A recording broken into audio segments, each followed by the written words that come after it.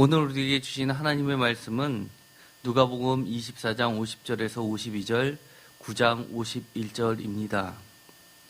저희가 전에는 각 복음서의 처음과 맨 끝의 구절들을 살펴보면서 특별히 고난주간과 그리고 부활주일에 주님의 말씀들을 묵상해 보았습니다. 그 중에서 누가복음은 매우 특징이 있었음을 우리가 알 수 있었습니다. 특별히 24장 50절에서 53절까지 누가복음의 맨 끄트머리를 보게 되면 다른 곳에서는 볼 수 없는 아주 독특한 모습이 나오게 됩니다. 바로 51절입니다. 다 같이 읽겠습니다. 축복하실 때 그들을 떠나 하늘로 올려주시니 아멘. 이것은 승천을 나타내는 것입니다. 그런데 사실 이 구절은 혹시 여러분 표준세번역을 보고 계신 분들은 그 옆에 각주가 되어 있습니다. 디귿되어 있고 다른 고대 사본들에는 하늘로 올라가셨다가 없음이라고 되어 있습니다. 그리고 개역개정에는 가로 1번하고 어떤 사본은 이 괄호 내 구절이 없음 이렇게 되어 있습니다. 가장 중요하다고 하는 하늘로 올려지신다라는 승천의 내용이 빠져 있다는 겁니다. 그런데도 불구하고 이 마지막 구절이 왜 그렇게 누가복음에서 중요하다고 할까요? 사실 오늘 한 가지 말씀을 더 보았습니다. 바로 누가복음 9장 51절입니다. 누가복음 9장 51절을 다시 한번 보도록 하겠습니다. 다 같이 읽겠습니다. 예수께서 승천하실 기약이 차감해 예루살렘을 향하여 올라가기로 굳게 결심하시고 아멘. 여기에 보면 승천이라는 말씀이 나오게 됩니다. 사실 이 승천이라는 이 말씀은 신약 성경 전체 통틀어서 이거 딱 한 군데 나옵니다. 나머지 나오는 부분들은 명사형이 아니라 동사형을 써가지고 물론 어구는 같지만 동사형을 써서 몇 군데 나오게 됩니다. 대표적인 것이 사도행전입니다. 그런데도 불구하고 이 구절이 왜 이렇게 중요할까요? 마태, 마가, 누가, 요한복음 중에서 굉장히 다른 복음서에 비해서 이질적이라고 할 수 있는 것은 단연코 요한복음입니다. 마태, 마가, 누가복음은 상당히 비슷해서 공관복음이라고 흔히 이야기합니다. 같이 놓고 바라본다라는 뜻이죠. 그런데 마태, 마가, 누가복음은 마가복음을 근간으로 마태복음 그 다음에 누가복음이 형성이 되었습니다. 그러면 다 같아야 되지만 각각의 교회가 갖고 있는 특징에 따라서 강조점이 틀려졌습니다. 누가복음에서는 물론 전체적인 구조는 마가복음처럼 갈릴리에서 예루살렘 십자가까지 가는 그 전체적인 이야기, 줄거리는 같다고 할 수 있겠지만 특별히 강조된 것이 있습니다.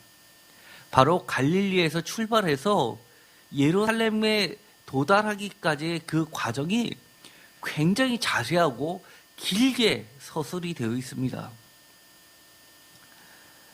누가복음의 구절을 보통 나눌 때 학자들보다 약간의 차이점들은 있지만 가장 대표적인 것이 이 구조입니다.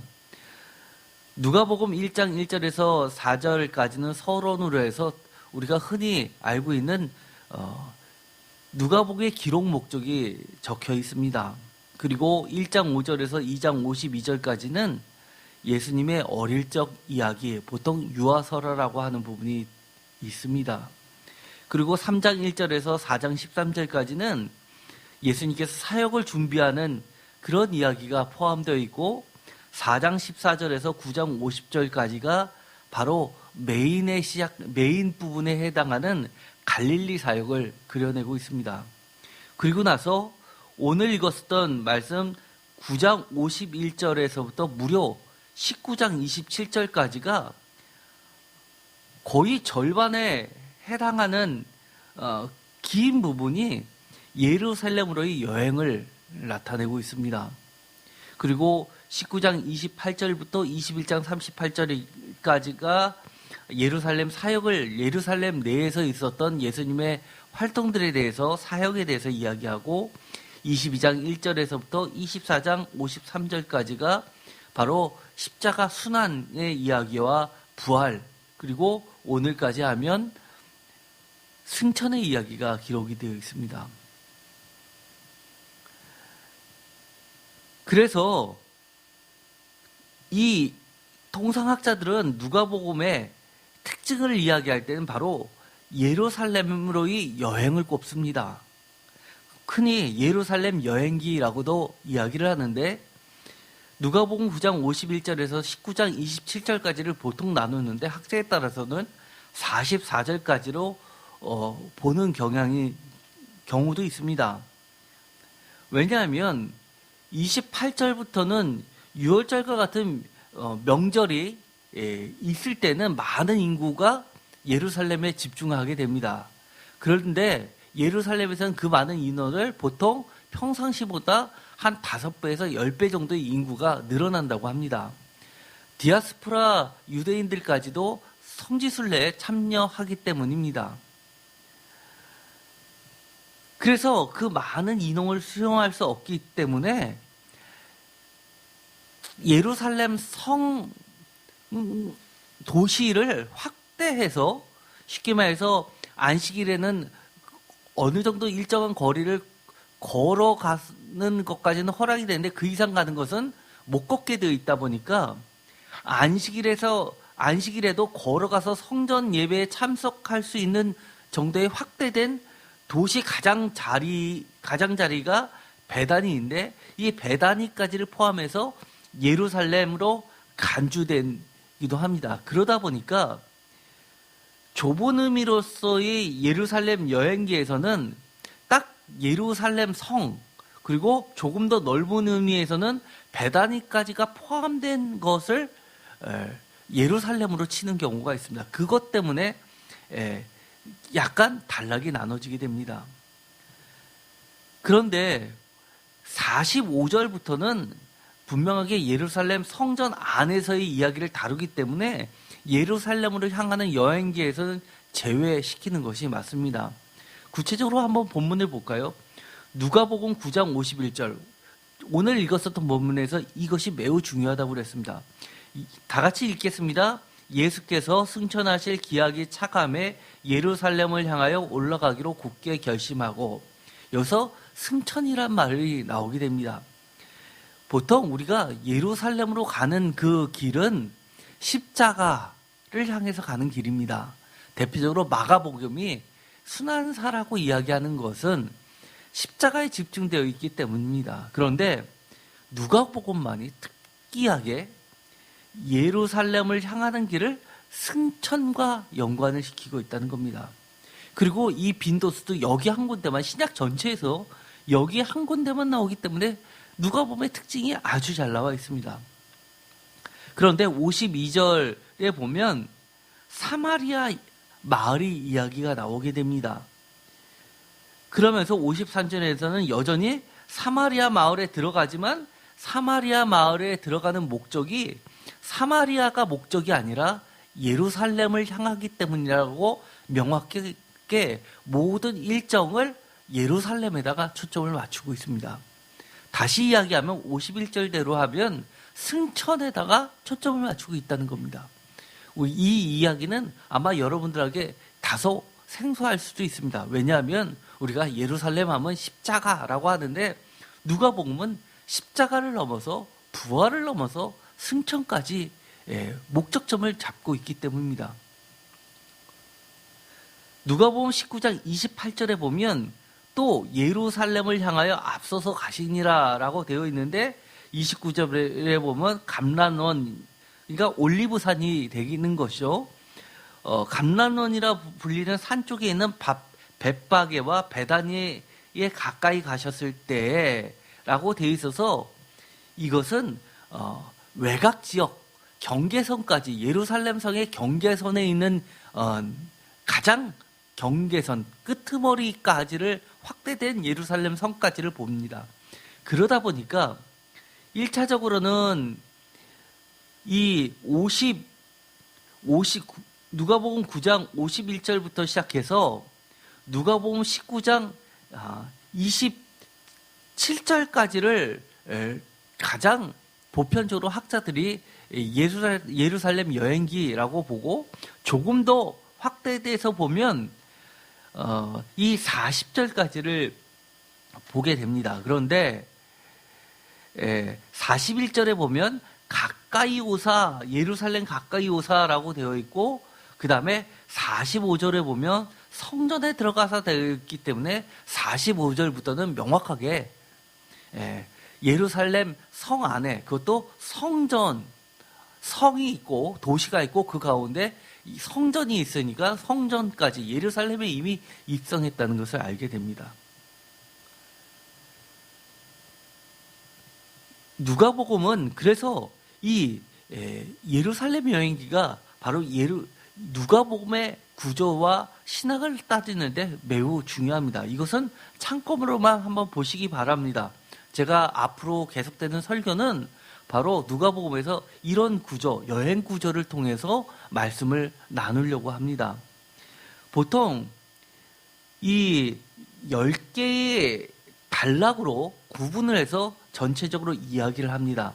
예를 들어서 9장 51절부터 19장 48절, 이건 좀 더 넓게 본 거죠. 48절까지를 보는데 총 10개의 소단락으로 나눕니다. 예를 들어서 첫 번째는 예루살렘으로 시작해가지고 이 10개의 단락으로 가는데 대칭 구조로 가게 되는 겁니다. 우리가 시편을 봤을 때 대칭 구조 굉장히 중요했죠. 그들의 히브리적 사고의 전달 논리로서 이 대칭 구조, 대구, 대조 이런 것들은 굉장히 그들에게 중요한 구성이었습니다.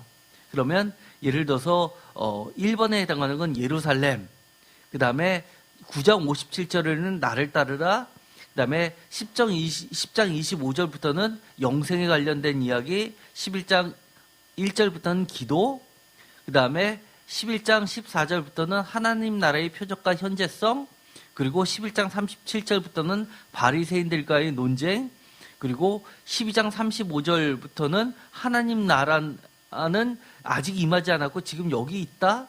그리고 13장 1절부터는 이스라엘 향한 하나님 나라의 요구, 그리고 13장 10절부터는 하나님 나라의 특성, 그리고 13장 22절부터는 10번째 예루살렘을 다시 다루게 됩니다. 그런데 이 13장 22절부터 35절까지만 보더라도 예루살렘도 보면 여기서 보는 대로 구원, 심판, 환상, 성취, 죽음, 날 하면서 F, E, D, C, B, A의 구조로 가서 다시 날, 죽음, 성취, 심판, 환상으로 가면서 A-, B-, C-, D-, E- 하면서 거꾸로 가는 구조로 짜여 있음을 볼 수 있습니다. 그리고 다시 여기부터는 거꾸로 10까지 왔으면 다시 19, 87로 거꾸로 가는 구조처럼 9와 9-는 같은 내용을 이야기합니다. 예를 들어서 9-는 14장 1절부터는 하나님 나라의 특성을 이야기했는데 우리가 이미 본 것처럼 13장 10절부터 21절까지는 9에서 하나님 나라의 특성에서 서로 대칭관계를 이룬다는 겁니다. 8-도 마찬가지고 8과 대칭을 이루고 있고 14장 12절부터 이스라엘과 소외된 자들을 향한 하나님 나라의 요구, 그리고 16장 1절부터는 7-에서 7과 7-는 서로 대칭 구조를 이루면서 하나님 나라는 아직 임하지 않았지만 지금 여기 있다, 같은 주제를 나타내고 있습니다.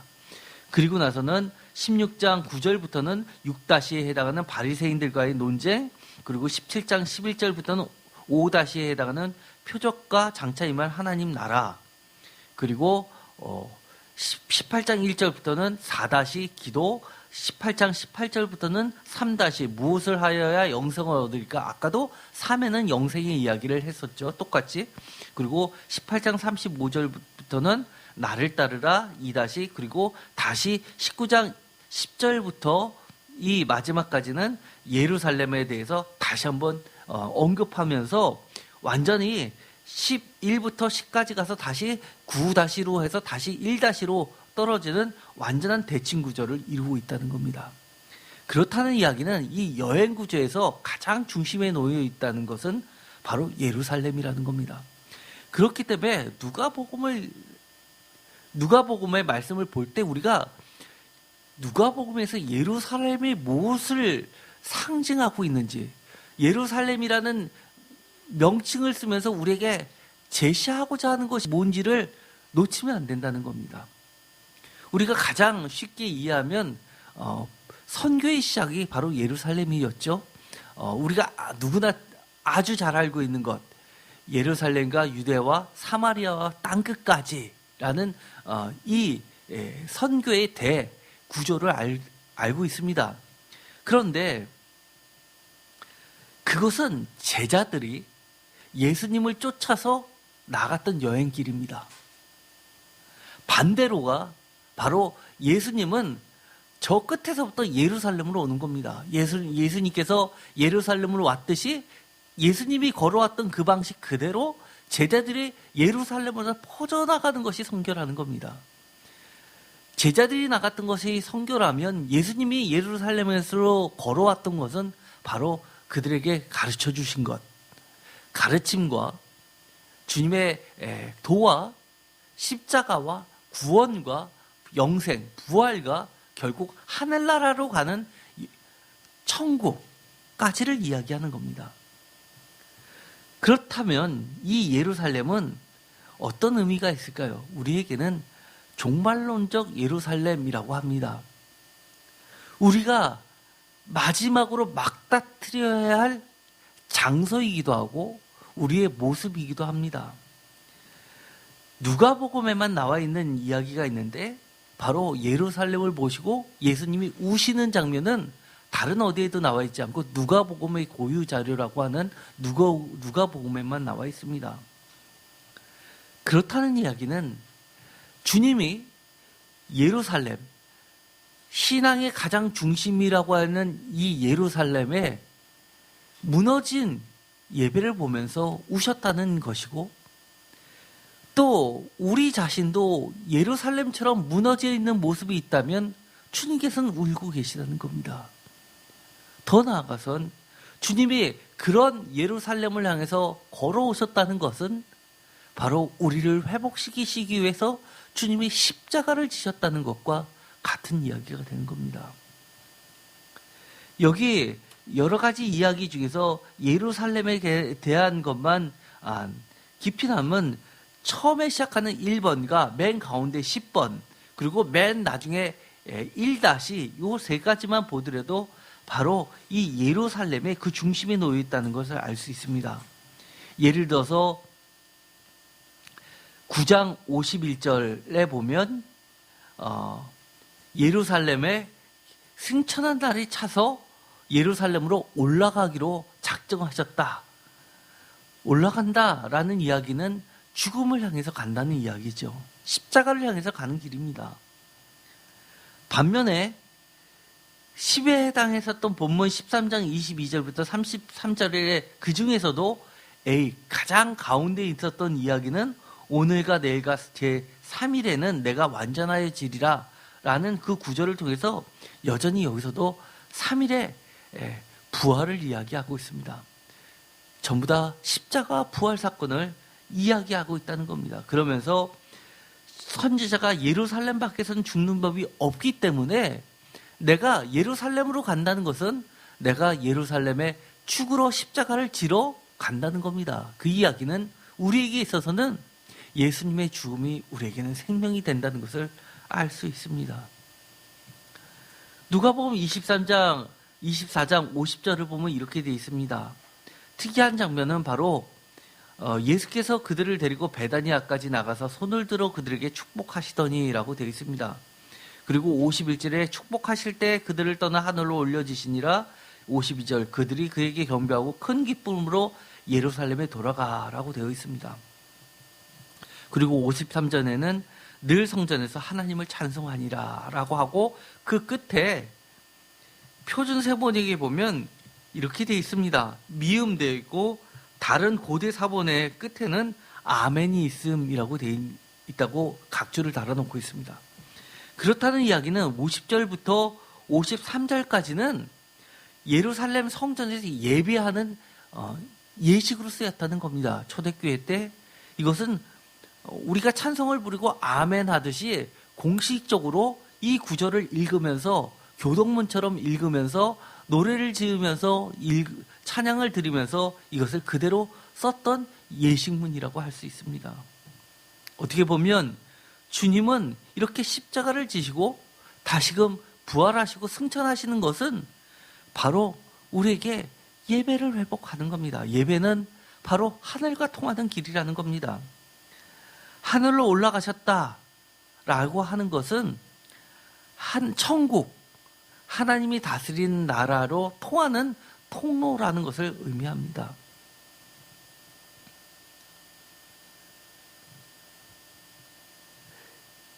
역사 기록의 서두를 갖고 있는 누가복음과 사도행전, 우리가 잘 알고 있는 사도행전을 한번 볼까요? 바로 뒤에 있는 사도행전 1장 1절에 보면 데오빌로라는 이야기가 나오게 됩니다.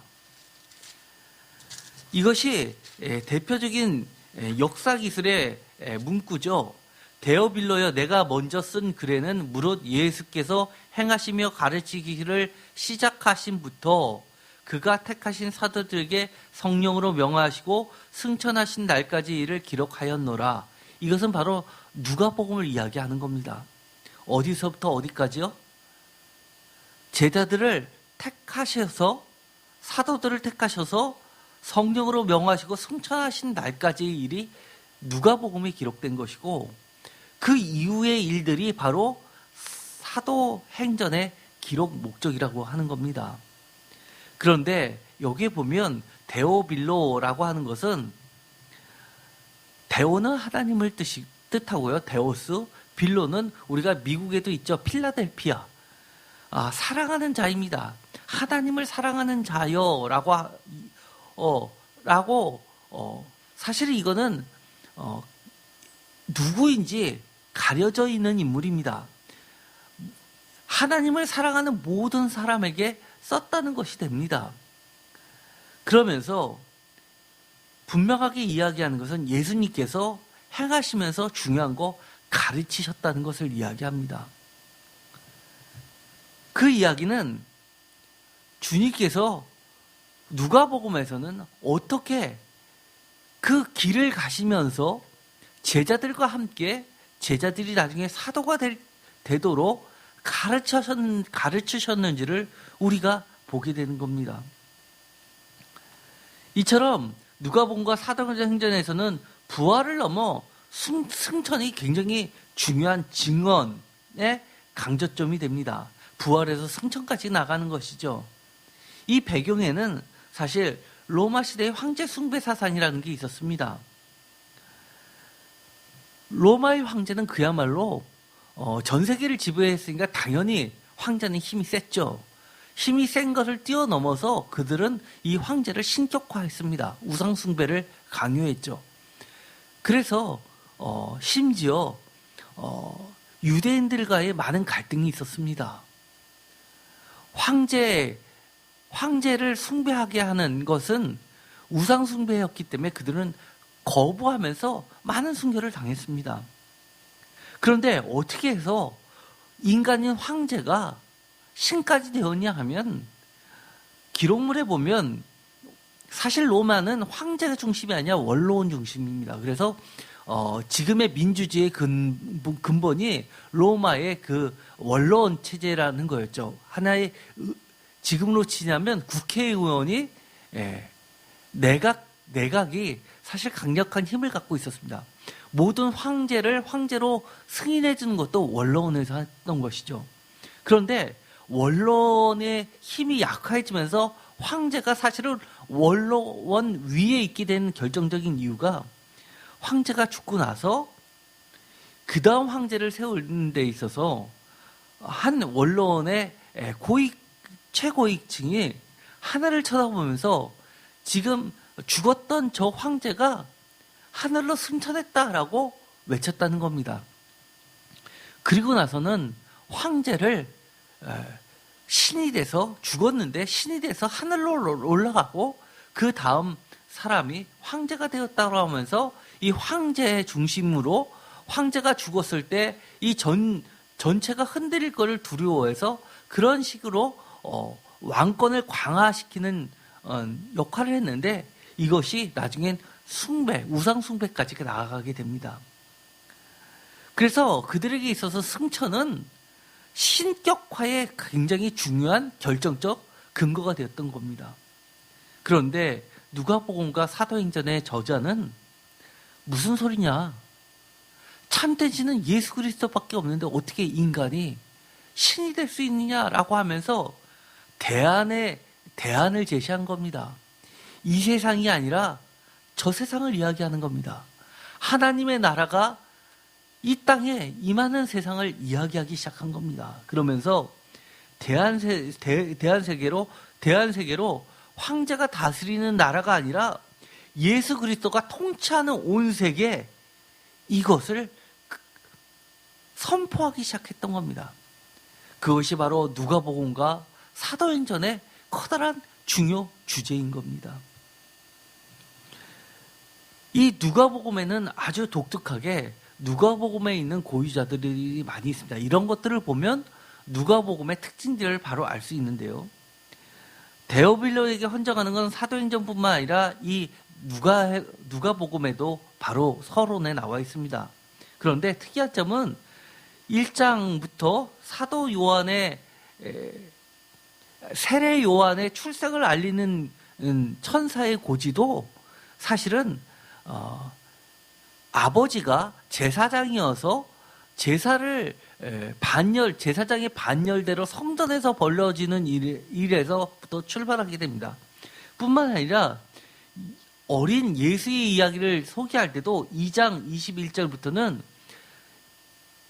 부모님이 아기 예수를 태어난 지 8일 만에 성전에 데리고 와서 첫 장남, 아이를 하나님께 바치는 그런 모습을 보여주게 됩니다. 그렇다는 이야기는 철저히 누가복음은 시작부터가 예수님이 태어나기 이전부터 시작부터가 중심이 큰 틀을 이루고 있는 것이 예루살렘 성전이라는 겁니다. 뿐만 아니라 오늘 우리가 읽었듯이 누가복음 24장 50절에서부터 53절, 특별히 53절에서는 늘 성전에서 하나님을 찬송하니라로 끝내면서 누가복음 전체는 성전, 예루살렘 성전에서 시작해서 예루살렘 성전으로 끝나면서 그 중간에도 바로 성전의 이야기가, 예루살렘의 이야기가 있는 겁니다. 그래서 예수님이 걸어가셨던 모든 길은 인생을 이야기하는데 그 인생 모두도 성전을 향해서 나아가고 있습니다. 그렇다는 이야기는 우리 가운데 무너진 성전이 있다면 하나님께서 우리의 무너진 성전을 일으켜 세우시기 위해, 우리의 신앙을 회복시키기 위해 하나님과의 올바른 관계를 맺어주시기 위해서 주님이 오고 계셨다는 것을 의미합니다. 누가복음의 고유 자료에 보면 19장 41절부터 44절에 예수께서 예루살렘을 보시고 우시는 장면이 나오고 24장 50에서 53절에는 승천의 이야기가 있습니다. 이처럼 오늘 읽었었던 본문은 사실은 짧지만 매우 다른 복음서에서 찾아볼 수 없을 정도로 매우 중요하면서 특징을 나타내고 있습니다. 승천에 대한 이야기, 누가복음 9장 51절에 유일하게 나왔다고 말씀을 드렸습니다. 그런데 사도행전 1장 2절에도 이런 말이 나옵니다. 그가 택하신 사도들에게 성령으로 명하시고 승천하신 날까지 이를 기록하였느니라. 이 승천이란 이 이야기도 사실은 명사형이 아니라 이것은 동사형으로 나오게 됩니다. 누가복음 19장 28절에 보면 이렇게 되어 있습니다. 예수께서 이 말씀을 하시고 예루살렘을 향하여 앞서서 가시니라. 29절 갈라몬이라 불리는 산 쪽에 있는 벳바게와 베다니에 가까이 가셨을 때라고 하면서 모든 여정을 다 이렇게 중심을 어디를 가든지 그 중심은 예루살렘을 향하고 있다는 겁니다. 사도행전 1장 11절에 보면 이런 표현이 나오게 됩니다. 이르되 갈릴리 사람들아 어찌하여 서서 하늘을 쳐다보느냐 너희 가운데서 하늘로 올려지신 이 예수는 하늘로 가심을 본 그대로 오시리라 하였느니라. 사실 이것은 하늘로 올려지신 이 예수, 올려지다라는 이 이야기는 부활로 많은 사람들이 이해하기 쉽지만 사실은 원문에는 이것은 승천의 이야기입니다. 사도행전 1장 22절에도 보면 아예 부활이라고 나와 있습니다. 한번 같이 읽어볼까요? 항상 우리와 함께 다니던 사람 중에 하나를 세워 우리와 더불어 예수께서 부활하심을 증언할 사람이 되게 하여야 하리라 하거늘. 이 구절은 가룟 유다를 대신해서 12 사도를 채우기 위해서 제비를 뽑아서 새로운 사도를 뽑는 일을 할 때 했던 본문입니다. 그런데 자격이 부활하심을 증언할 사람이 되게 하여야 라고 되어 있지만 원문에는 부활이 아니라 사실은 이것은 승천으로 나와 있습니다. 그렇기 때문에 얼마나 누가복음과 이 사도행전은 십자가와 부활을 넘어서 승천까지를 굉장히 중요시 여겼다는 것을 알게 됩니다.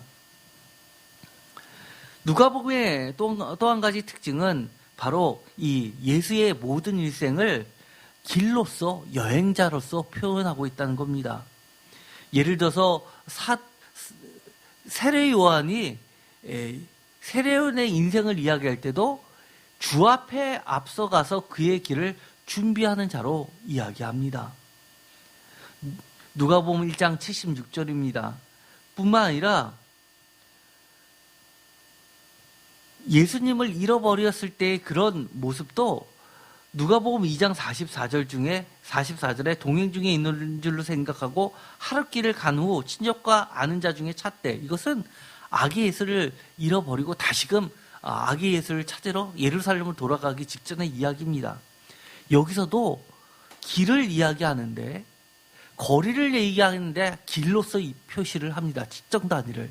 그러면서 주님이 가시는 길과 다른 방향일 때는 언제든지 주님을 만날 수 없고 주님을 잃어버리게 된다는 것을, 그리고 주님이 가셨던 길로 가야지만 주님을 찾을 수 있다는 것을 암묵적으로 서두부터 가르쳐 주는 겁니다. 혹시 우리의 신앙이, 우리가 생각하기에 우리 자신이 뭔가 예전보다 우리의 신앙이 좀 나태해지거나 뭔가 무기력해진다고 생각이 들 때가 있으십니까? 그럴 때는 주님은 어떤 길을 가시고 지금은 주님이 어느 길에 서 있는지를 생각해 보십시오. 빨리 내가 주님의 길과 방향이 다른 곳에 있다 그러면 그 방향을 빨리 바꿔야 됩니다. 다른 곳에서 열심히 주님을 찾으려고 해도 찾을 수 없다는 것을 누가복음은 이야기해 주고 있는 겁니다. 누가복음 9장 51절은 그런 면에서 누가복음 전체에서 굉장히 중요한 본문이고 누가복음의 특징을 아주 잘 나타내고 있습니다. 예수의 길은 승천하러 예루살렘으로 가시는 여행길이었습니다. 이것은 예수님의 입장에서는 예루살렘으로 가시는 선교 여행입니다. 우리가 흔히 선교다라고 하면 국내에서도 마찬가지입니다. 국내 선교가 아니라 선교하면 해외 선교를 생각합니다. 그러나 제가 여러 차례 이야기했죠. 이제는 그런 개념 없어졌다고. 오히려 선교는 대한민국입니다. 동네 구석구석이 선교지가 돼버리고 말았습니다. 주님이 계셨던 그 시대는 이미 예루살렘은 하나님의 섬기는 중심이라고 그들은 생각하고 있었지만 하나님의 입장에서는 그것이야말로 선교지였던 겁니다.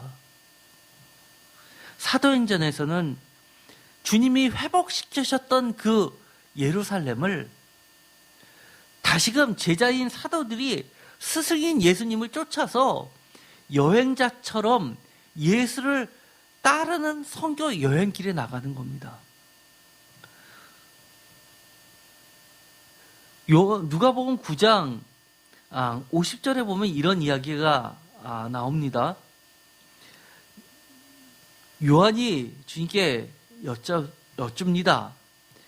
주의 이름으로 귀신을 내쫓는 것을 어떤 사람이 그렇게 하는 것을 봤는데 우리랑은 함께 따르지 않으니까 자기가 금했다는 겁니다. 그러자 주님께서 금하지 말라라고 하면서 너희를 반대하지 않는 자는 너희를 위하는 자니라 라고 해서 내버려 두라는 겁니다. 우리와 함께하지 않더라도 우리와 관계가 없더라도 금하지 말라는 겁니다. 왜냐하면 우리를 반대만 하지 않으면 너희를, 그러니까 예수 공동체를 위하는 자다라고 이야기하는 겁니다. 그런데 조금 지나면 이야기가 좀 바뀝니다. 좀 전에 했던 이야기는 누가복음 9장 50절은 사실은 마가복음 9장 40절에 있었던 이야기입니다. 그런데 누가복음 11장 23절에 가면 이렇게 내용이 바뀝니다. 다 함께 읽어보도록 하겠습니다. 나와 함께 하지 아니하는 자는 나를 반대하는 자요 나와 함께 모으지 아니하는 자는 해치는 자니라. 여기서는 거꾸로 이야기를 합니다. 나와 함께하지 아니하는 자는 나를 반대하는 자랍니다. 나와 함께 모으지 아니하는 자는 해치는 사람이다 라고 이야기합니다. 이것은 마태복음 12장 30절에도 나와 있습니다. 이 말은 무엇이냐면요. 누가복음 9장을 잠깐 보도록 하겠습니다. 누가복음 9장 51절에 보면 우리가 이야기했던 예루살렘을 향하러 갑니다. 그런데 그 사이에 사마리아를 통과합니다. 갈릴리에서 예루살렘 가는 길을 보면 그 중간에 사마리아가 끼어 있지 않습니까? 그런데 요한복음에서는 예수님께서 예루살렘에서 사마리아로 가십니다. 갈릴리로 가실 때 일부러 돌아서 안 가시고 사마리아를 목적으로 해서 사마리아로 가십니다. 그런데 여기 누가복음에서는 거꾸로 갈릴리에서 예루살렘을 가는데 돌아서 예루살렘을 가지 않고 사마리아로 가시는데 사마리아가 목적이 아니라 통과하시는 겁니다. 그런데 53절에 보면 사마리아 사람들이 예수를 반대합니다. 예수께서 예루살렘을 향하여 가시기 때문에 그들이 받아들이지 아니하는지라.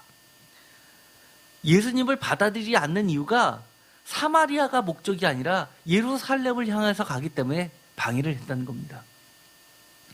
그러자 예수님도 다른 마을로 가버리십니다. 그리고 제자 야고보와 요한이 이를 보고 심지어 저들을 멸하라 해달라 그러면서 하늘에서 불이 내리게 해달라고 그렇게까지 심한 말을 합니다. 이 이야기는요, 예수가 가시는 길은 예루살렘을 향하는 길입니다. 예루살렘으로 향하는 길은 다시 말해서 하나님과의 관계를 회복시키는 길입니다. 하나님과 막혀져 있던 담을 회복시키는 겁니다. 신앙을 바로 세우는 그런 길입니다. 우리의 죄악을 용서하시고 또 회개시키고 그리고 속죄하는 길이었습니다. 구원시켜야 하는 길이었습니다. 그런데 그 길에는 반드시 거부하는 자, 모욕하는 자, 배척하는 자들이 있게 마련이라는 것을 이야기합니다. 그럼에도 불구하고 십자가와 부활을 넘어서 하늘로 가는 하늘이라는 것은 하나님 나라죠. 승천의 길에 영원한 장애가 되지 못한다는 것을 주님이 보여주고 계십니다. 나에게 있어서는 예수 길을 쫓아가매 크고 작은 장애가 있을 수 있는데 그것이 여러분들은 무엇입니까? 아까 이걸 썼던 말씀으로 다시 한번 돌아가 보겠습니다. 이 구절을 보면요, 두 본문은 똑같은 누가복음에 있는 말씀이었지만 서로 정반대의 이야기를 하는 것 같았습니다. 누가복음 9장 50절 너희를 반대하지 않는 자는 너희를 위하는 자, 반면에 누가복음 11장 23절은 나와 함께하지 아니하는 자를 나와 함께하지 아니하는 자를 나를 반대하는 자. 도대체 어떤 게 맞을까요? 앞에 있는 것은 이렇습니다. 9장 50절은 박해가 조금 덜했던 초기 상황입니다. 그런데 점점점 예수의 운동이 커지다 보니까 이제 예수 운동을 반대하는 자들이 극심해지기 시작했습니다. 박해의 정도가 점점 더 강도가 세져서 요한복음에 보면 심지어 유대교에서 예수를 믿는 자를 쫓아내려고 하는 자들이 생겨나게 된 겁니다. 그러다 보니까 9장 50절보다는 11장 23절이 바로 예수가 십자가를 지는 그 시점에 와서는 마지막 싸움의 장이 되었다는 겁니다. 어떻게 보면 이것은 피할 수 없는 우리들의 운명이기도 합니다. 우리가 어렸을 때만 해도 어땠습니까? 우리들의 부모님들은 다 한결같이 그랬습니다. 이 땅에 대한민국이 기독교 국가로 바뀔 거라고 그렇게 우리를 가르쳐 왔습니다. 그런데 지금 상황이 어떻습니까? 저는 10년, 20년만 지나면 모르겠습니다. 기독교인이 한 10% 될까요? 지금도 그렇지 않습니까? 퀴어 축제, 정부에서, 서울시에서 퀴어 축제는 광장을 쓰도록 허락을 해주는데 교회에서는 예배하는 것을 막는다고 경찰까지 동원해가지고 조사하고, 지금도 단 한 번도 포차라고 하죠. 옛날처럼 리어커에다가 하는 것이 포장마차가 아니라, 포차가 아니라 지금은 가게 형체한테 이름만 포차입니다. 이렇게 둥그란 테이블들을 놓고 와서 하는 술집이죠. 그것은 지금까지 한 번도 서울시에서 규제를 한 적이 없었습니다. 뭐 거리 간격, 뭐 명단 작성 이런 거 하나도 없었습니다. 모든 사람이 돈을 벌려면은 괜찮은데 예배를 드린다라고 하는 것은 용서가 안 되는 시대가 이미 온 겁니다. 이런 과정은 점점점 극심해질 겁니다. 우리는 이 누가복음을 보면서 앞으로 우리 나머지 생을 어떻게 준비해야 되고, 우리는 어떤 것을 대비하면서 어떻게 우리 나머지 인생을 살아가야 될지를 누가복음을 통해서 배워야 되는 겁니다. 누가복음을 통해서 주님께서 점점 박해가 심해지는 그런 상황 속에서 어떻게 하나님 나라를 회복하고 있고 우리들의 신앙을 회복시키고 있고 우리들을 더 하나님과 가까이 가게 하고 진정한 생명을 우리들에게 주시기 위해서 어떠한 발걸음을 걸어가고 계셨는지를 누가복음을 통해서 영적인 싸움을 해가면서 배워나가야만 됩니다. 왜냐하면 종말에는 주의 사자들, 제자들, 사도들, 성도들이 정말 사탄과의 영적인 싸움에서 진열을 갖추고 마지막 싸움을 할 때가 분명히 있게 되는 겁니다. 아니, 이미 시작되었고 지금 그 순간일 수도 있습니다. 그렇기 때문에 누가복음에서의 이 여행 모티브는 매우 중요합니다. 누가복음 13장 22절 이 구절도 굉장히 중요합니다. 다 같이 읽겠습니다. 예수께서 각성 각 마을로 다니사 가르치시며 예루살렘으로 여행하시더니. 아멘. 각성 각 마을로 다녔다라고 이야기하지 않고 예루살렘으로 여행하는 것 가운데 각성 각 마을이 있을 뿐입니다. 도대체 예루살렘으로 가는 길에 무엇을 하셨다는 겁니까? 여기서 보면 가르치시며라고 되어 있습니다.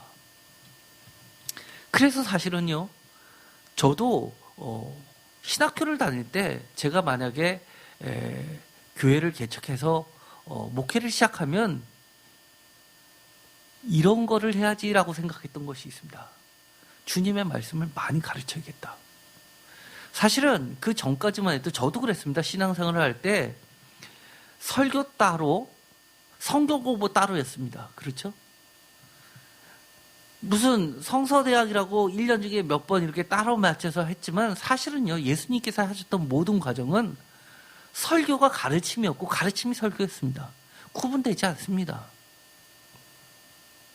어떤 하나 글자 갖고 와서 다른 세상의 여러 가지 지혜를 가르치는 것이 아니라, 논리를 가르치는 것이 아니라 사실은 한 글자 한 글자 하나님의 말씀을 가르치는 겁니다. 그래서 제가 여러 차례 성도님께 이렇게 이야기하는 겁니다.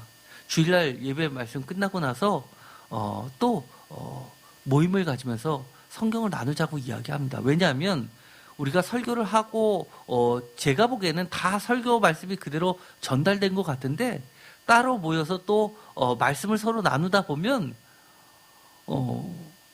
각자 이야기하는 걸 들어보면 이해도가 다 틀리기 때문입니다.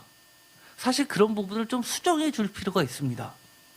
설교 시간에 똑같이 A라고 들었는데 정말 내가 A라고 이해한 것이 설교자가 A라고 이해한 게 맞는 것인지 틀리는 것인지를 사실 자꾸 수정하면서 말씀 그대로 가려고 조금이라도 하나님의 말씀을 100%로 배우려고 애를 써야 되는 겁니다. 그래서 그런 시간이 매우 중요합니다. 그래서 제가 안타깝게 그런 이야기를 자주 하는 겁니다. 괜히 바쁜 사람들 뭐하러 시간을 붙잡을 필요가 뭐가 있겠습니까? 왜냐하면 주님이 가셨던 길은 분명히 우리도 갈 수밖에 없습니다. 왜냐하면 우리가 주님을 사랑하면 사랑할수록 주님이 우리에게, 우리도 주님의 길을 가라고 바라고 계시기 때문입니다. 누가복음 17장 11절에도 이렇게 이야기합니다. 예수께서 예루살렘으로 가실 때 사마리아와 갈릴리 사이로 지나가시다가 라고 말이 나와 있습니다. 여기 보면 이미 그 전에 13장에도 9장에도 13장에도 계속 예루살렘으로 여행해서 그 다음은 예루살렘으로 도착했어야 되는데, 예루살렘으로 가실 때 사마리아와 갈릴리 사이로 지나가시다. 아직도 사마리아와 갈릴리 사이입니다. 그럼에도 불구하고 누가 보면 뭐라고 이야기하냐면 예루살렘으로 가실 때라고 이야기하는 겁니다. 우리가 직장 생활을 할 때도, 사업을 할 때도, 교회를 갈 때도, 가정을 갈 때도, 친구들을 만날 때도 사실은 우리는 다 어디를 가는 과정이냐면 예루살렘을 가는 과정입니다. 사업 따로가 아니라 사업도 주님께 간구하십시오. 주님, 제가 내 직장이 왔습니다. 내 사업장이 왔습니다. 주님, 이곳이 저에게 있어서 주님께서 가라 명령하신 예루살렘이오니 회복시켜 주십시오. 주님이 온전히 예루살렘으로 세워주십시오라고 우리는 예루살렘으로 가는 겁니다. 그런데 17장 보면 이 사마리아와 갈릴리 사이로 지나가시는데 거기에 나병 환자를 만나게 됩니다. 이야기 다 아시죠? 열병의 나병 환자. 그들을 고치시는 겁니다. 또 누가복음 18장 가면 31절에 이렇게 되어 있습니다. 예수께서 12제자를 데리시고 이르실 때 보라, 우리가 예루살렘으로 올라가노니 선지자를 통하여 기록된 모든 것이 인자에게 응하리라 라고 하면서 34절에 죽을 것이나 십자가 죽음과 그는 3일 만에 살아나리라 라고 하면서 부활을 제자들에게 알려주십니다. 그런데 중요한 것은 알려주시는데, 가르쳐주시는데 선지자를 통하여 기록된 모든 것이 인자에게 응하리라 라고 이야기를 해줍니다. 끊임없이 사실은 주님은 뜬구름없이 가르쳐 주는 것이 아니라 하나님의 말씀을 계속해서 가르쳐 주시는 겁니다. 하나님의 말씀이 어떻게 기록이 되어 있고 어떻게 약속이 이루어졌고 또 앞으로 어떤 약속들이 하나님이 이루실 것인지를 가르쳐 주시면서 그 약속의 길 가운데 예수님이 가시는 겁니다. 마찬가지로 우리가 가는 예루살렘을 향하는 그 길에도 예수님의 많은 약속을 기억해내야 되고 그 말씀의 그 길로 우리는 가는 겁니다. 누가복음 18장 35절에 여리고가 드디어 나옵니다. 여리고는 그야말로 바로 예루살렘 바로 앞에 있는 것이죠. 그리고 나서 누가복음 24장에 보면 아주 재미난 이야기가 있습니다. 이거는 거꾸로입니다. 십자가 사건이 일어났고 예수를 따르는 자들이 도망가기 시작했습니다. 자기도 예수님처럼 잡혀서 십자가를 죽음에 죽을까봐 다 도망갔겠죠.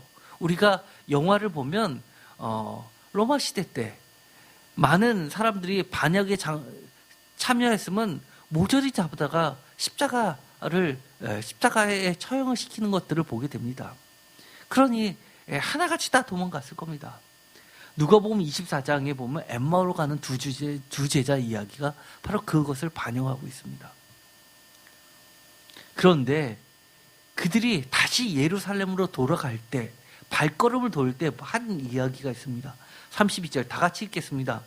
그들이 서로 말하되 길에서 우리에게 말씀하시고 우리에게 성경을 풀어주실 때 우리 속에서 마음이 뜨겁지 아니하더냐 하고. 아멘.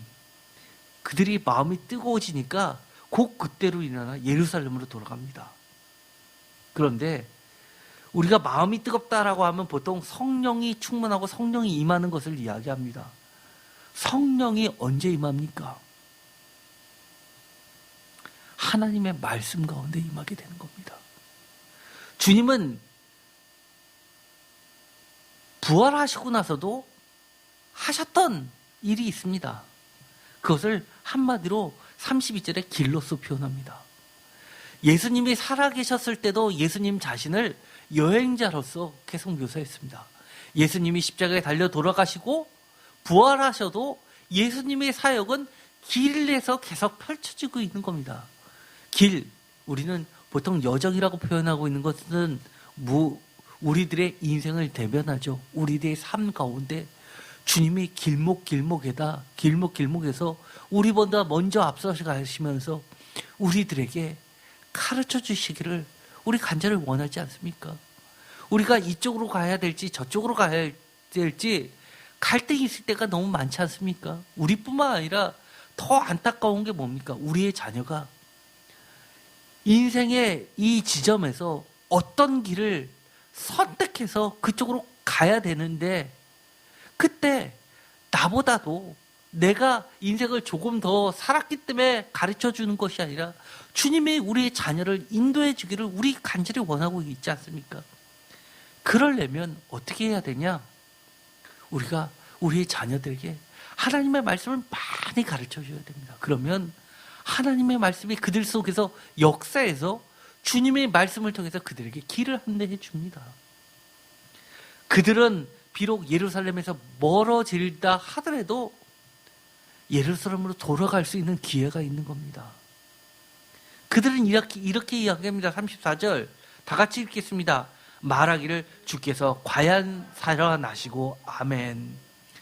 우리가 우리 인생에서 그때그때 정말 고백할 수 있는 말 중에서 이처럼 놀라운 일이 어디 있겠습니까? 주께서 과연 살아나셨구나.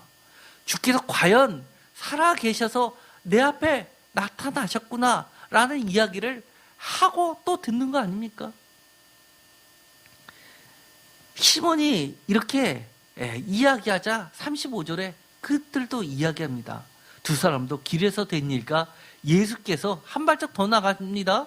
살아난 것뿐만 아니라 자기와 같이 떡을 떼면서 정말 육체끼리 만난 것처럼 생생했다라고 이야기를 하는 겁니다. 제자들이 예수의 길에 동참하는 대표적 방법이 있습니다. 우리가 이미 살펴봤던 것처럼 천국 복음의 참된 교사인 예수를 따르는 법입니다.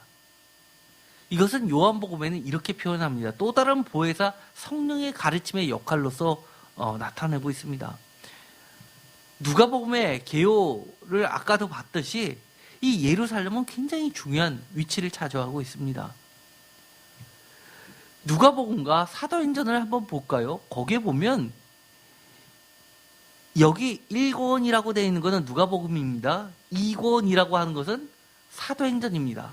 보면 서론, 성령의 강림, 예언과 성취에 대한 설교, 안전병이를 고침, 지도자들과의 논쟁, 백부장들, 과부가 다시 살아남, 이방인들에 대한 성경, 예루살렘에서 주어진 운명, 이것이 누가복음의 1권에 있는 것과 사도행전 2권에 있는 것하고 이렇게 대칭을 이뤘다는 얘기입니다. 그렇다는 이야기는 이건 뭡니까? 철저히 사도들은 주님이 가르쳐 주신 그대로 그들도 인생을 살았다는 겁니다. 그들이 사도입니다. 우리가 사도는 아닙니다만 거룩한 하나님의 백성들이고 성도입니다. 사도, 그 위대한 사도들처럼 하나님 나라에 가려면 우리도 사도들이 갔던 그 인생의 여정처럼 우리도 그 인생의 여정을 가야 되지 않습니까? 그 여정이라는 게 뭡니까? 그 길이라는 것은 어떤 길입니까? 예수님이 가셨던 그 길. 우리가 그것을 잘 모른다면 예수님이 가르쳤던 그 길을 가르쳐 준 것이 어디에 있습니까? 바로 성경에 있는 겁니다. 뿐만 아니라 예수의 사역과 사도들의 사역이 구체적으로 매우 비슷함을 보여줍니다. 이것은 누가복음과 사도행전에 예를 들어서 성령 체험을 했던 이야기가 반복됩니다. 첫 설교도 반복됩니다. 중풍병자 이야기도 똑같이 나옵니다. 논쟁도 마찬가지입니다. 백부장을 초청하는 이야기도 양쪽에 다 나와 있습니다.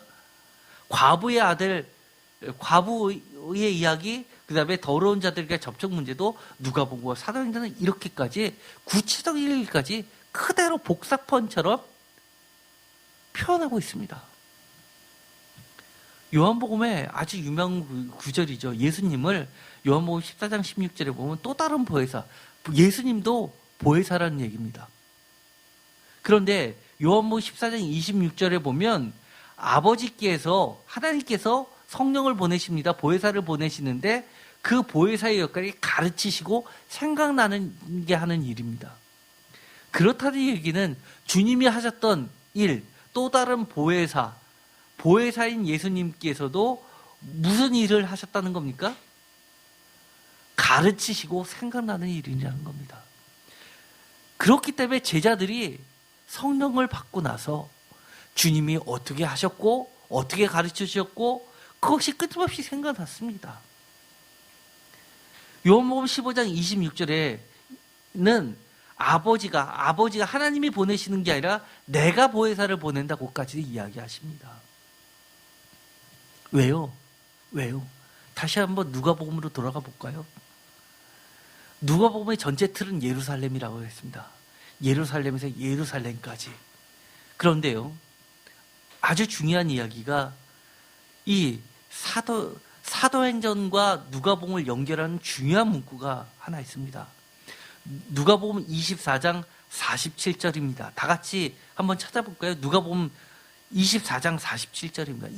이 본문은 아주 중요합니다. 제가 한번 설교를 한 적도 있습니다. 다 같이 읽겠습니다. 또 그의 이름으로 죄사함을 받게 하는 회개가 예루살렘에서 시작하여 모든 족속에게 전파될 것이 기록되었으니. 아멘. 어디에서 시작된다고요? 예루살렘에서. 어디까지? 모든 족속에게. 무엇이? 회개가. 어떤 회개요? 죄사함을 받게 하는 회개. 바로 이겁니다. 왜 예수님께서 그토록 예루살렘을 가려고 하셨는지. 우리가 죄사함을 받고 회개가 일어나서 회개한, 그래서 죄사함을 받은 우리들이 전 세계로 또 다른 땅끝 예루살렘으로 우리가 선교를 나가는 겁니다.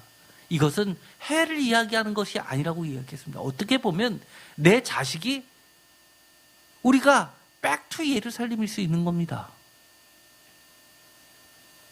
우리 남편이, 우리 부인이 예루살렘 성교지 땅끝일 수 있는 겁니다. 이 구절이 사도행전으로 가면 이렇게 됩니다. 사도행전 1장 8절 다 같이 읽겠습니다. 오직 성령이 너에게 임하시면 너희가 권능을 받고 예루살렘과 온 유대와 사마리아와 땅끝까지 이르러 내 증인이 되리라 하시니라. 아멘. 사도행전 13장 47절 주께서 이같이 우리에게 명하시되 내가 너를 이방의 빛으로 삼아 너로 땅끝까지 구원하게 하리라 하셨느니라. 이걸 누구한테 주신 말씀입니까? 이 말씀이 결국 위대한 신약 성경의 절반을 차지하는 사도 바울을 탄생시킨 구절입니다. 우리가 우리의 자녀를 회개해서 죄사함 받고 진정한 신앙을 회복시키고 하나님과의 천국에 가게 하고 싶으십니까? 인간적으로 잘해주는 것, 그거 방법 아니라고 이야기하는 겁니다. 우리의 남편, 우리의 부인 정말 회복시키고 싶습니까? 인간적으로 잘해주는 거, 그거 아닙니다. 주님이 가르쳐 주신 방법을 가르쳐야 되는 겁니다. 누가복음 24장 50절에 보면 이렇게 되어 있습니다. 예수께서 그들을 데리고 베다니 아가시로 나가서 손을 들어 그들에게 축복하시니라. 51절에도 마찬가지 또 축복의 이야기가 나오죠. 그러고 나서 52절에 보면 기쁨으로 예루살렘으로 돌아가서 53절 늘 성전에서 하나님을 찬송하니라. 우리가 선교의 최종 목적이 뭡니까? 늘 성전에서 하나님을 찬송하는 것, 그렇게 되게 하는 것 아닙니까? 성전이 어디입니까? 우리가 최종적으로 가야 될 예루살렘 성전. 우리가 지난번에도 했죠. 예루살렘 성전의 새 예루살렘, 하늘나라의 성전은 무엇이 성전이라고 얘기했죠? 새 하늘과 새 땅이 하늘로부터 내려오는데 거기에선 온갖 진주와 보석으로 되는 예루살렘 도시가 나옵니다. 그런데 그 안에는 성전이 예루살렘 성이 있고, 쉽게 말해서 예를 들어서 송파구가 있고, 서울이 있고, 송파구가 있고, 그 안에 잠실의 세인교회가 있다라고 치면 예루살렘 성이 있고, 서울이 있고, 그 안에 예루살렘 성전, 예를 들어서 세인교회가 있어야 되는데 예루살렘 성전은 없다는 겁니다. 왜냐하면 중요하다고 그랬죠. 뭐가 성전이라고 그랬습니까? 예루살렘으로 들어갔는데 성전이 없다고 그랬습니다. 요한계시록에. 다 같이 읽지 않았습니까? 하나님과 어린 양이 친히 성전이 되셔서. 이해되시나요? 우리가 늘 성전에서 하나님을 찬송하니라, 이것이 종말론적으로 성취됐다면 어떻게 되는 겁니까? 이것이 우리의 목표 아닙니까? 이렇게 지금 열심히 피곤한 시간에 나와서 예배 드리고 말씀 익히고 하는 게 뭡니까? 예수님의 품, 어린 양의 품 안에서 들어가서 하나님을 늘 찬송하는, 그것이 우리의 목표 아닙니까? 우리의 목표뿐만 아니라 우리 자녀도 그렇게 되기를 원하고, 우리의 남편도, 우리의 부인도, 우리의 부모님도 다 그렇게 되는 게, 사실은 그게 쉽게 말해서 성교입니다. 지리적 개념의 성교가 아니라는 겁니다. 영적인 개념의 성교인 겁니다. 사도행전에 보면 아까 이야기했던 누가복음 24장 47절에 있었던 말씀을 그대로 반영시키고 있습니다. 누가복음은 갈릴리부터 시작되었지만 이렇게 이야기합니다. 갈릴리가 사도행전에서는 여전히 중요합니다. 그러나 사도행전 9장 31절 다 같이 읽겠습니다. 그리하여 온 유대와 갈릴리와 사마리아 교회가 평안하여 든든히 서가고 주를 경외함과 성령의 위로로 진행하여 수가 더 많아지니라. 사도행전 10장 37절 곧 요한이 세례를 반포한 후에 갈릴리에서 시작하여 온 유대에 두루 전파된 그것을 너희도 알거니와. 우리는 머릿속에 뭐가 있냐면 온 유대와 사마리아와 땅끝까지라고만 사실 머릿속에 있습니다. 평소에는. 그러나 사도행전은 구체적으로 온 유대와 갈릴리와 사마리아와 땅끝을 이야기합니다.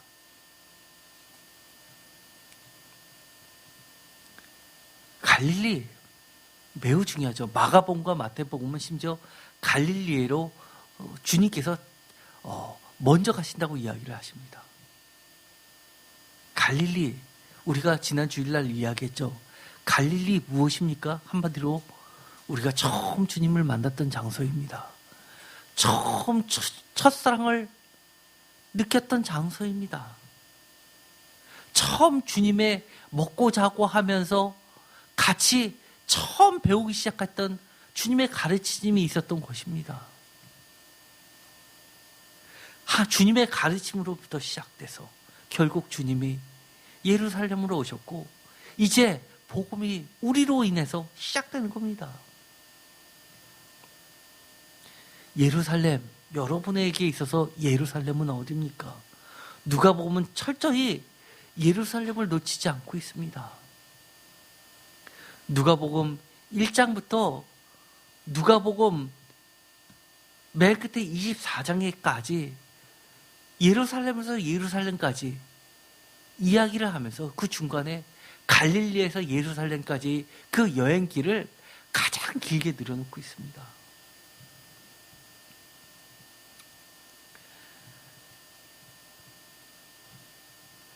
결론을 이야기하겠습니다. 길과 여행은 우리의 인생, 삶을 그대로 대변해 줍니다. 저는 그리고 성도 여러분들은 어떤 길, 어떤 인생을 살아가시기를 원하십니까? 누가복음에서 주님이 가셨던 그의 길과 여행은 주님이 제자들, 성도들에게도 함께 가자고 초청하시면서 그 길과 여행은 주님이 천국으로 인도하시는 축복의 여정이라고 가르쳐주고 있는 겁니다. 지금은 이 시대에 많은 사람들이 예배는 쓸데없는 것, 필요 없는 것, 멈춰도 되는 것쯤 술집보다 나이트클럽보다 못한 것 취급합니다. 많은 사람들이 퀴어 축제하면 지지자들이 있는데 예배를 한다고 하면 멈춰야 된다고 이야기는 시대가 이미 되었습니다. 그러나 주님은 여전히 이렇게 이야기합니다. 예수께서 그들을 데리고 베다니아까지 나가서 손을 들어 그들에게 축복하셨습니다.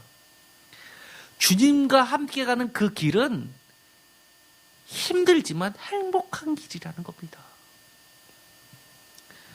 주님은 자신이 가는 구원과 십자가와 부활을 넘어 승천으로서의 예루살렘 여행에 제자들을 동참시키십니다.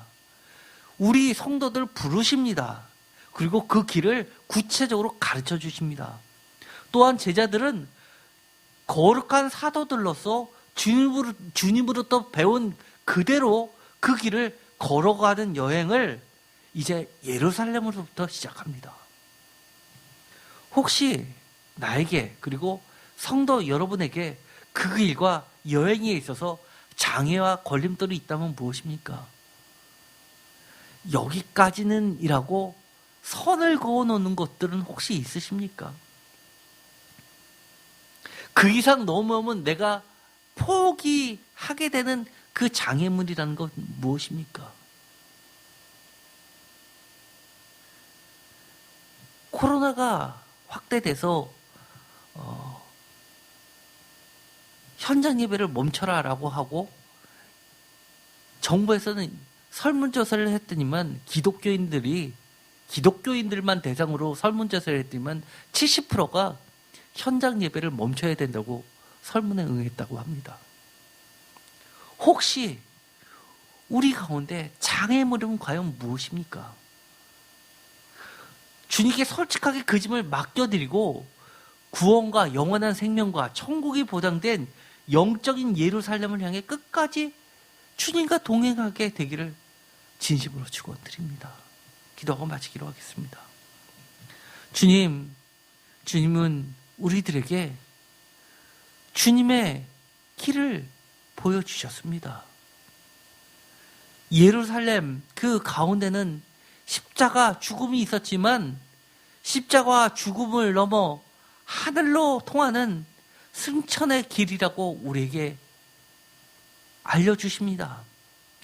그 여행길을 통해서 우리에게 함께 가자고 초청해 주시고 우리들에게 손을 들어 축복해 주시면서 우리들도 그 길을 갈 때 주님이 함께 해주신다고 영원한 생명이 있다고 위로해 주십니다. 비록 힘들지만 우리도 기쁨으로 주님이 그 가르쳐 주셨던 그 길 그대로 갈 수 있게 하여 주옵소서. 우리가 되도록 시간 나는 대로 여건을 만들어가면서까지라도 주님의 말씀을 조금이라도 더 배울 수 있게 하여 주셔서 우리가 위기가 올 때 우리의 인생 길목길목에서 주님의 말씀이 생각나게 하여 주옵소서. 온전히 우리 삶 가운데 예루살렘이 영적인 예루살렘이 회복되게 하여 주옵소서. 그것은 가정이 될 수 있고 직장이 될 수 있고 사업장이 될 수 있고 우리 지역이 될 수 있습니다. 대한민국이 될 수도 있습니다.